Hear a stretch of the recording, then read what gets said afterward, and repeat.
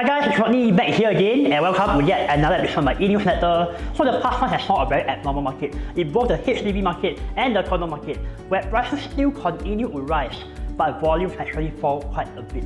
So let's find out why. Okay, so firstly, let's delve into the HDB market. As you guys may know, right, demand is actually followed very closely by price.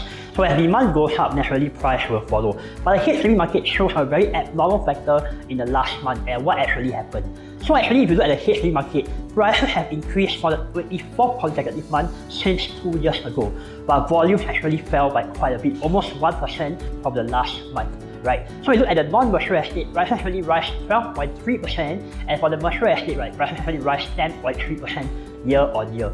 But compare volumes to last year, HDB volumes actually dropped by 7.4%.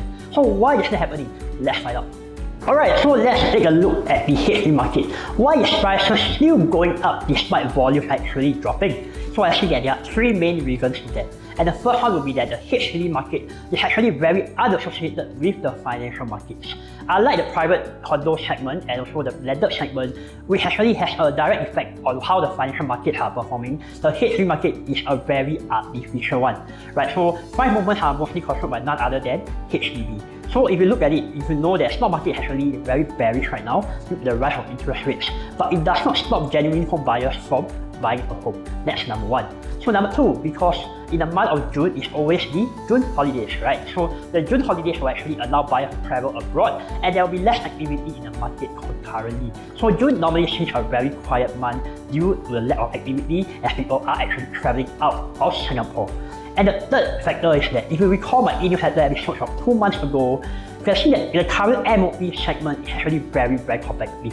What do I mean by that? It means that buyers are less willing to pay a high price from MOP flat as compared to 1 year ago. And there's a lot of supply in the MOP segment. As you can see that in 2022, there will be the most number of MOP flats as compared to the last 5 years. So why is price still going up? It's because the price increase are usually fueled by flats that are in the older areas where there is not much supply. So we have read the news recently that there are issued executive apartment that's on the ground floor that sold for above $1 million, and how can they actually get right? So I went to look at the block. That's block 643 at Issue Street 61. For that block itself, right, there is no transaction for the past 2 years, meaning that owners are not actually selling at all. So if there's a flat that comes into the market, they can actually command a very high price. That's why you get people paying over $1 million for a flat in Yishun. They actually push up the prices in the HDB market. So that's why prices are still going up despite the drop in volume. So these are the three elements that consist of why HDB prices are going up and volumes are dropping. Now let's take a look at the condo market. Okay, so now let's talk about the condo segment. So it's very hard to generalize the whole condo segment as a whole. So I'm going to break it down into the usual three segments: the OCR, the RCR, and of course the CCR region. So if you do not know, OCR means outside central region, the outskirts of Singapore. The RCR is the city fringe areas, and the core central regions is where Orchard Road is, Holland Village is, and those are the core central regions where property prices are the highest. Okay, so we look at the last month, we are seeing that the OCR region actually performed much better than the RCR region and the CCR region.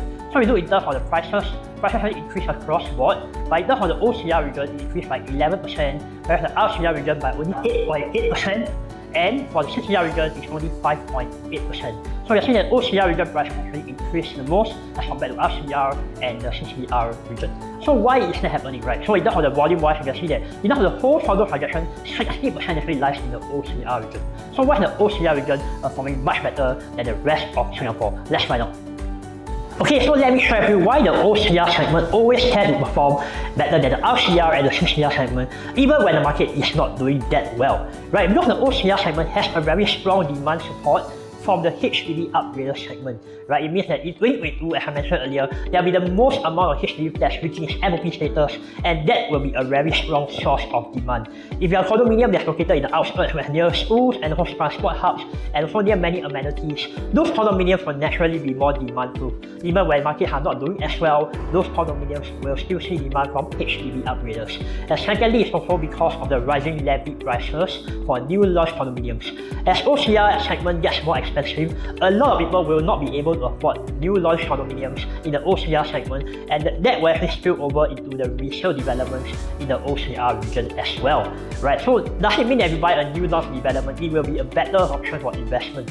that might not necessarily be so. So I've actually come up with a framework on how to actually measure whether a resale development is more worth it to buy than a new launch, or is a new launch more worth it to buy. So let me share with you guys in a way that it's too long for me to explain in this video. By comparing the same locality for 20-year-old development, make sure that there will be at least an 80% difference in price before you enter into the resale development. Or if you see that the new launch development will actually more likely be the better option. But that is only one of the main things we're going to explore. But if you want to know how to actually pick whether the new launch or resale is better, you can actually contact me via my Instagram or any of my social media accounts, right? So let's delve into that later. So moving forward, let's discuss why the CCR segment is not doing as well. But first and foremost, of course, it's actually a bearish market right now in the financial markets. So we actually a lot of the high net worth individuals have probably a lot of money stuck in the financial markets at the moment. So buying the 6-year segment might not be that ideal for them. Secondly, of course, the 6-year segment is mostly out of reach for HDB upgraders. That's why majority of demand is still going the OCR and the RCR segment. And last but not least, of course, in December, of course, with the cooling measures and the foreigner AB actually has been raised to 30%, and it will severely impact foreign demand in the core central region of Singapore as well. That being said, do you think that there will be mortgagee sales in the upcoming month when demand and prices are slowing down? Let's find out. Alright, so with financial markets being bearish and also interest rates on the high, so a few of my clients have been asking me, will we start to see mortgagee sales in the property market?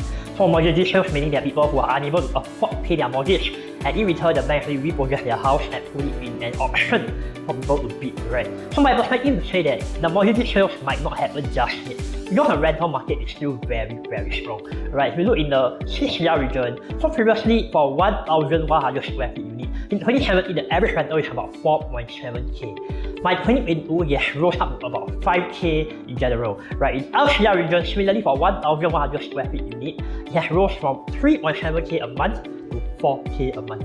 And last but not least, in the OCR region, it has rose from 3k a month to 3.4k since 2017 for a 1,100 square feet unit. Although interest rates are on the rise, but rentals are still able to cover the mortgage payments for majority of the properties, especially in the resale market. So I foresee that mortgage sales will not happen so soon, and probably if interest rates start to go up even further, there might be a slight possibility that it will start to happen. And notwithstanding that, developers are still being more aggressive in buying land, and now let's talk about the recent en-bloc at Chuan Park. Alright, so it was recently announced that Kingsford and MCC Land is actually managed to en-bloc Chuan Park through a private treaty, and the condominium is very strategically located just minutes walk away from the Lorong Chuan MRT. So why do I want to speak about this Chuan Park? Because I foresee that when the development comes up for sale, there might be a chance that it will actually be a very good buy. So based on my estimates, if the developer is not too greedy, they can actually launch this development at just slightly above $2,000 per square feet in the LCR region that's very close to Serangoon. And it's also at the doorstep of the MRT that makes the location very strategic. So Chuan Park is one developer that I will say that if you are looking to purchase your property in the next 1 year horizon, this is something to take note of, and it might be an undervalued buy since then. And also that sort of that is able to develop close to 900 units. So with 900 units, the developer might be able to price a unit at a very attractive price. Okay, before I end off this video letter, let's talk about Amo Residences. By the time you're watching this, Amo Residences will have already been launched, and I believe that there's so much demand due to the strategic location of the Mayflower MRT, the CHRJ and also ICOM. Right, so if you're looking at Amo Residences, if you're unable to get a unit then, one suitable alternative is also the Bartley Blue Residences if you're looking for 3 bedrooms specifically. So at this point of time, we are still able to get a Bartley Blue Residences at slightly above 1,008 per square feet. It's only 5 minutes walk from Bartley MRT, it's near Mary Stella and of course Cedar Girls and CHRJ. So there's also many good schools nearby. So that's a development you can also consider if you have missed out on that opportunity in Amo Residences. Alright, so I actually come to the end of my e-newsletter. So if you like this episode, do consider hitting the like button and do get in touch with me if you have any property queries as well. Right, so my number is 985771127. If not, I'll see you in the next one. Take care, bye bye.